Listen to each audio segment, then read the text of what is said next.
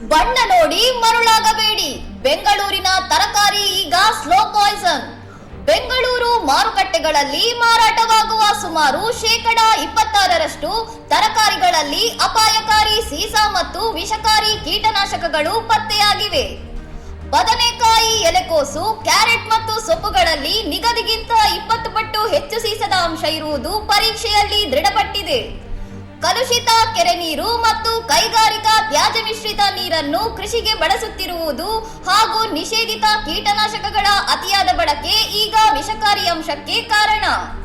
ನೆಲಮಂಗಲ, ಕೋಲಾರ ಮತ್ತು ಚಿಕ್ಕಬಳ್ಳಾಪುರ ಭಾಗದ ಕೃಷಿ ಭೂಮಿ ಹಾಗೂ ಬೆಂಗಳೂರಿನ ಪ್ರಮುಖ ಮಾರುಕಟ್ಟೆಗಳ ಸ್ಯಾಂಪಲ್ಗಳಲ್ಲಿ ಈ ಮಾಲಿನ್ಯ ಕಂಡುಬಂದಿದೆ.